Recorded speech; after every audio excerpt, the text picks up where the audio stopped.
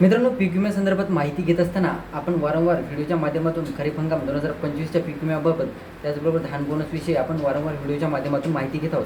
त्यात मित्रांनो बरेच शेतकरी विचारत आहेत की खरीप हंगाम 2025चा पीक विमा कधीपर्यंत येईल. तर आजच्या व्हिडिओमध्ये आपण त्याविषयीचं डिस्कशन करणार आहोत, ज्यामध्ये बऱ्याच शेतकऱ्यांचे अर्ज हे रिव्हर्टेडमध्ये आलेले आहेत.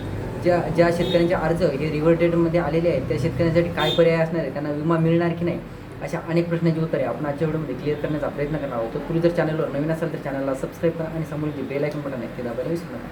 तर नमस्कार मित्रांनो, मी राजसूर्य तर स्वागत आहे कृष्ण युट्यूब चॅनलमध्ये. मित्रांनो, एकंदरीत बघायचं झालं तर बऱ्याच शेतकऱ्यांनी आपल्याला स्टेटस पाठवलेले आहेत. ज्या शेतकऱ्यांनी आपल्याला स्टेटस पाठवलेले आहेत अशा बऱ्याच शेतकऱ्यांचं खरीप हंगाम 2025च्या पीक विम्याचं स्टेटस हे रिव्हर्टेडमध्ये आलेलं आहे. त्याचबरोबर बऱ्याच शेतकऱ्यांचं जे रब्बी हंगाम 2025-26चं जे स्टेटस आहे हरभरा पिकाचं वगैरे ते सुद्धा रिव्हर्टेडमध्ये आलेलं आहे.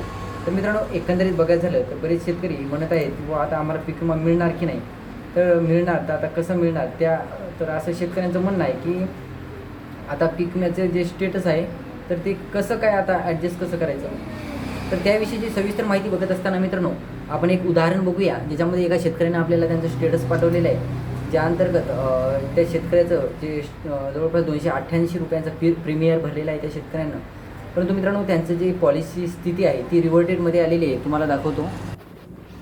तर एकंदरीत बघायचं झालं मित्रांनो, हे बघू शकता तुम्ही, या शेतकऱ्याचं हे पॉलिसी जी आहे ती रिव्हर्टेडमध्ये आलेली आहे. एकंदरीत बघायचं झालं मित्रांनो, आता या ॲप्लिकेशन नंबर आहे तो रिव्हर्टेडमध्ये आल्या काळात नसतो. आता या शेतकऱ्याला त्या CSC केंद्रावर जायचं आहे, जिथे फॉर्म भरलेला होता त्या CSC केंद्रावर जाऊन तिथे त्यांनी आता त्यांच्या अर्जाची स्थिती चेक करून जे रिव्हर्टेडमध्ये CSCच्या जे ID मध्ये जे रिव्हर्टेडमध्ये फॉर्म आलेला आहे तो त्यांनी दुरुस्त करून घ्यायचा आहे. काहीतरी चूक वगैरे झालेली आहे तर ती चूक दुरुस्त करून घ्यायची आहे आणि परत एकदा फॉर्म हा सबमिट करायचा आहे. कारण त्यांनी जर सबमिट नाही केलं तर त्यांना जे रब्बी हंगामाचा जर पीक विमा मंजूर झाला तर तो वितरित होण्याचे कमी चान्सेस आहेत. ही छोटीशी अपडेट द्यायची होती मित्रांनो.